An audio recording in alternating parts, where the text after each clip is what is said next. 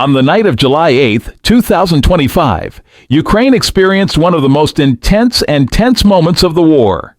The Russian armed forces launched a large-scale attack on Ukraine with 728 airstrike vehicles, that is, missiles and unmanned aerial vehicles, UAVs, in a single night. This went down in history as the largest airstrike recorded since the beginning of the war. The attacks were carried out in several stages and waves. The first phase involved launching airstrikes with high-speed missiles and unmanned aerial vehicles, UAVs. The second and third waves of the attack continued with heavier and longer-range missiles. The purpose of this multi-wave attack tactic was to wear down Ukraine's air defense systems both physically and technically and reduce their effectiveness. The main targets of the attack included the country's major cities, Kyiv, Kharkiv, Dnipro, and Odessa. The attacks on these cities primarily targeted strategic infrastructure facilities, particularly energy supply systems, power plants, and port areas. Although Ukraine's air defense systems were actively engaged during the attack, some missiles managed to penetrate the defenses and caused significant damage to critical facilities. In particular, attacks on energy grids resulted in prolonged power outages in large parts of the cities. The Ukrainian Ministry of Defense described the scale of the attack as record-breaking and stated that an attack of this magnitude served a single purpose: to deplete and exhaust Ukraine's air defense systems. Despite this, the Ukrainian army continues to defend itself by shooting down more than 500 drones and missiles in the air. The Institute for the Study of War, ISW, assesses this attack as an indication of strategic changes in the Russian army. In other words, Russia is now implementing a tactic of mass saturation attacks. With this tactic, dozens or even hundreds of drones and missiles are launched simultaneously, overwhelming Ukraine's air defense systems and allowing some weapons to reach their intended targets. President Volodymyr Zelensky reacted strongly to this incident. According to him, Russia is violating the rules of war and targeting civilians with these attacks. Zelensky called on the international community to provide Ukraine with more air defense systems. This is because defending against the drones Russia is using is becoming increasingly difficult. The drones in question are Shahed 136, Kaliber missiles, and Iskander-M. Shahed 136, known as Geran-2 in Russia, is one of the self-destructing kamikaze-type unmanned aerial vehicles widely used in modern warfare. Although these drones are based on Iranian technology, they have been widely adapted and intensively used by Russia. One of their main advantages is their low cost and the ability to produce them in large quantities. Typically launched in groups of dozens, these drones aim to overload air defense systems. That is, to overwhelm them by engaging multiple targets simultaneously, thereby reducing their effectiveness. Approaching their targets from a distance and relatively silently, these drones are used to cause both physical damage and psychological impact by targeting residential buildings, industrial facilities, and energy infrastructure. Many of the explosions recorded in the cities of Dnipro and Kharkiv recently have been linked to the remains of these drones. On the other hand, the Kaliber-type cruise missiles used by Russia are more technologically advanced and are weapons aimed at strategic targets. These missiles are primarily launched from naval platforms and rarely from land-based systems, and they have the capability to travel over 1,500 kilometers. One of the most important features of Kaliber missiles is their ability to fly at low altitudes and adapt to terrain, making them more difficult to detect by radar systems. As a result, these missiles are used to strike targets such as power plants, transportation networks, particularly railways, and military command and communication centers. Another important weapon used in attacks is the Iskander-M ballistic missile. Although these missiles have a short range, approximately 500 kilometers, they move at high speeds and can reach hypersonic speeds, many times faster than the speed of sound.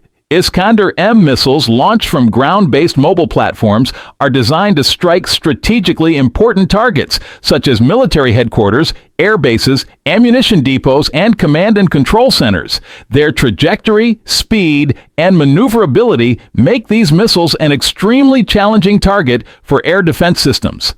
The simultaneous and coordinated use of all these weapons demonstrates that Russia's airstrikes are based on a complex and multi-layered tactic. The aim is not only to cause physical damage, but also to weaken Ukraine's defense systems and keep them under constant pressure. Accordingly, the president called on the international community to provide Ukraine with more air defense systems. In response to this call, the United States, the United Kingdom, and Germany decided to send more air defense systems to Ukraine. This decision was made to strengthen Ukraine's defense capabilities against the recent intense airstrikes carried out by Russia. In addition, Donald Trump issued a stern warning to Russia. He stated that if a ceasefire agreement with Ukraine is not reached within 50 days, Moscow will face serious consequences. Trump said that in such a case, secondary sanctions would be imposed on Russia at a rate of 100%. This statement is seen as an important sign of support for Ukraine, which has suffered heavy losses on the front lines in recent months and is struggling to maintain its defensive positions. Trump's statement attracted international public attention and reinforced expectations that the U.S. would take a tougher stance toward Ukraine. In his speech, he also emphasized that billions of dollars worth of weapons and technical assistance would be provided to Ukraine through NATO. The purpose of this aid is to increase Ukraine's defense capabilities, help repel Russia's attacks, and shift the balance of power in the region in Ukraine's favor. This statement also shows that the Ukraine issue has come to the forefront of U.S. foreign policy ahead of the elections, and that Trump has adopted a tougher stance on the matter. These events clearly demonstrate the technological changes inherent in modern warfare and, in particular, the decisive role played by drone technology. The Russian side is extensively using cheap, mass-produced kamikaze drones to keep Ukraine's air defense systems under constant pressure. The aim of this strategy is to overload expensive and complex air defense systems, wear them down technically and financially, and ultimately render them ineffective. On the other hand, Ukraine is also rapidly developing drone technology for both defensive and offensive purposes. Locally produced kamikaze and reconnaissance drones are creating new tactical advantages in terms of collecting real-time information on the front lines, accurately identifying targets, and launching attacks behind enemy lines. Ukraine's growing interest in this area of the defense industry is not only strengthening the country's independent technological capacity, but also paving the way for more agile and innovative approaches in warfare. Thus, drones are emerging not only as weapons of war, but also as a key factor in shaping the strategic balance and the course of the war. According to experts, Russia is carrying out these attacks in order to exert pressure ahead of Ukraine's expected counterattack, overload and weaken its defense systems, and undermine the Ukrainian army's morale. However, Ukraine's defense system is still holding out. More than 500 drones and missiles have reportedly been destroyed in the air. This demonstrates how effective the current air defense systems are, but the constant increase in the load is noteworthy. According to data from the Institute for the Study of War, ISW, and various international analysis centers, Russia has been forced to change tactics as a result of increasing losses, delays, and failures on the ground in recent months. This change is particularly evident in the prioritization of airstrikes. The Russian leadership is now allocating more resources to large-scale missile and drone attacks carried out from a distance rather than large-scale ground operations. The primary objective of this strategy is to gradually wear down and disable Ukraine's air defense systems, destroy the country's main military strategic facilities, energy infrastructure, and logistics centers, and achieve long-term superiority.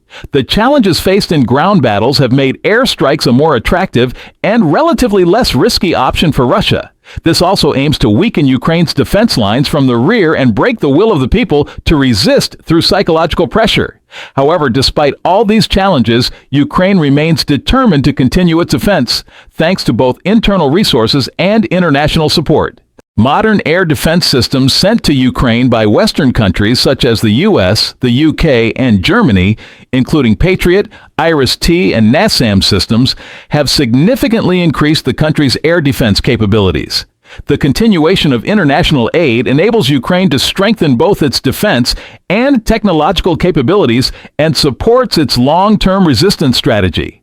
Thus, these attacks once again demonstrate how vital technology, air superiority, and international cooperation are in modern warfare. As a result, the issue of air defense in the Russia-Ukraine war has become one of the most critical factors determining the course of the conflict. The large-scale, continuous, and technologically diverse air attacks carried out by Russia, including missiles, kamikaze drones, and long-range strikes, are putting Ukraine to a serious test, both militarily and technologically. Such attacks regularly test the resilience and adaptability of the country's defense systems.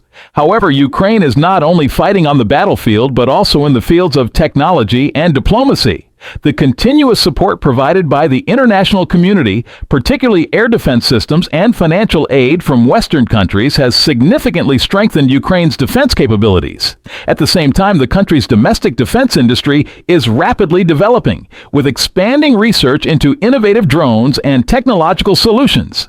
All these factors together show that, despite the challenges it faces, Ukraine is developing increasingly resilient and agile defense strategies against air attacks. This also demonstrates the country's determination not only to continue the war, but also to emerge stronger from these trials. However, the relentless continuation of the war is complicating this process. What do you think about this? How much longer can Ukraine withstand Russia's attacks? Don't forget to follow our channel to stay informed about such news.